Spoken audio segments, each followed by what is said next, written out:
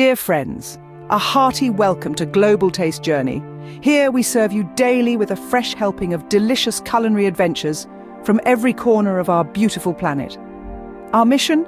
To whisk you away on a gastronomic voyage, exploring the unique, the traditional, the exotic, and the downright mouth-watering delights that the world has to offer.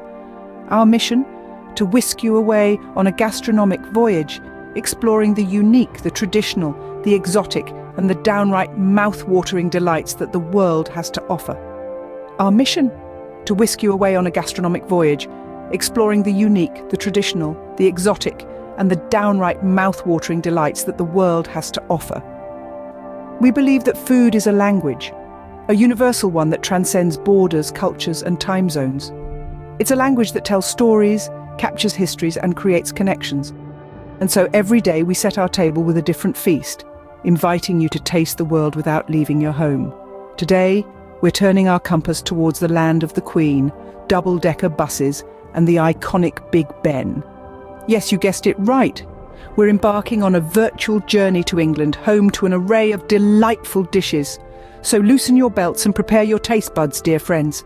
The adventure begins now. Our first stop in England introduces us to the classic English breakfast. A hearty way to start the day. The full English breakfast is a tradition dating back to the early 19th century.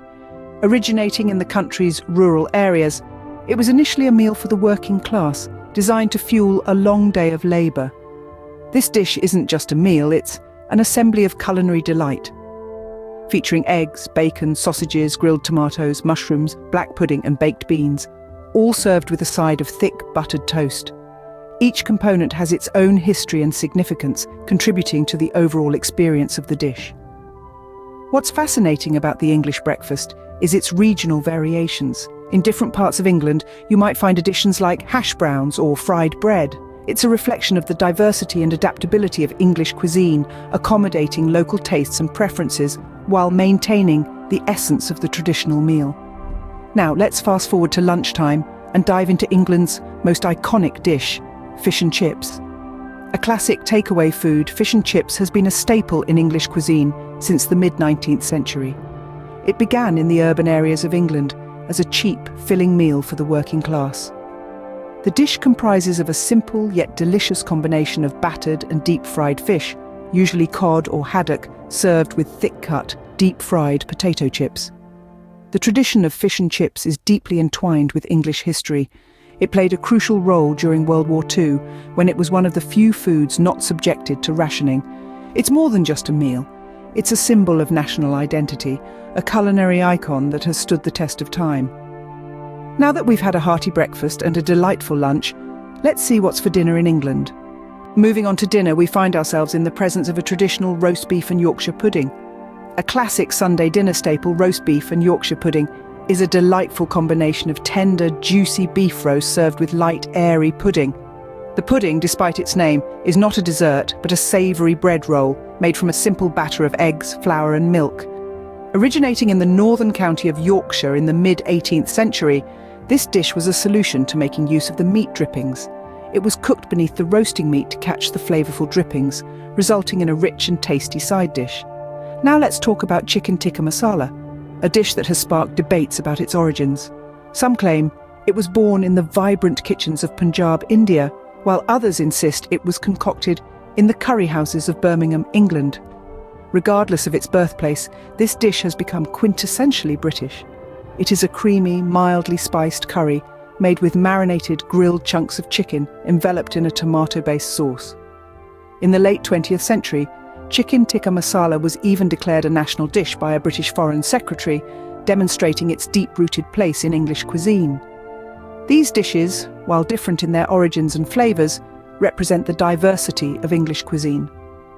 The roast beef and Yorkshire pudding showcase the country's traditional cooking techniques and ingredients, while the chicken tikka masala reflects the multicultural influences that have shaped and enriched the country's food scene over the years.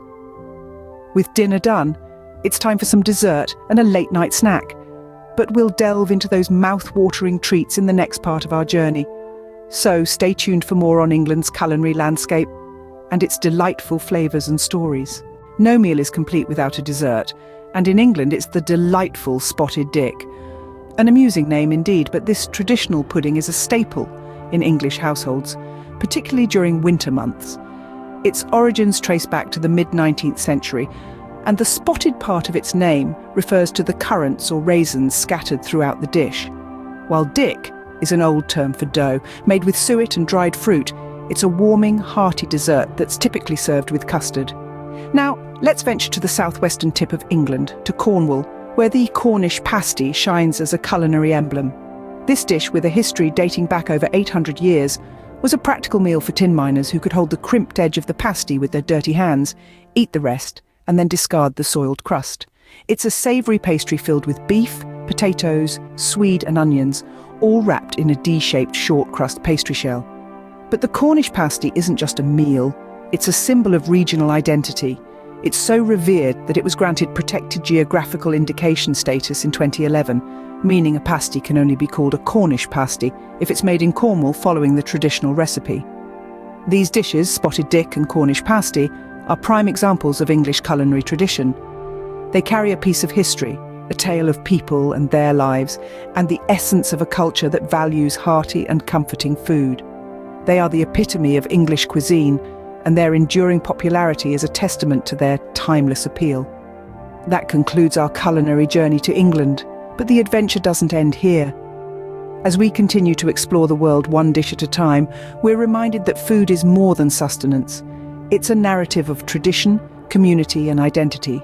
So let's keep our forks at the ready and our appetites whetted, because the journey of flavours is far from over. Before we part ways, dear friends, there's something important we'd like you to do. If you've enjoyed this flavourful journey through England's culinary landscape, don't let it be the last. Join us in our mission to taste the world one dish at a time by subscribing to Global Taste Journey. Don't forget to activate the notification bell so you never miss out on our daily servings of delicious content. Your engagement means the world to us. So, if you've liked what you've seen and tasted today, show us some love with a thumbs up and share your thoughts in the comments. Perhaps you have a favourite English dish or a personal twist to one of the dishes we explored. We'd love to hear about it. We're already excited about our next trip, promising you more exquisite flavours and fascinating food stories. We can't wait to take you on another culinary adventure. Until then, happy eating, dear friends.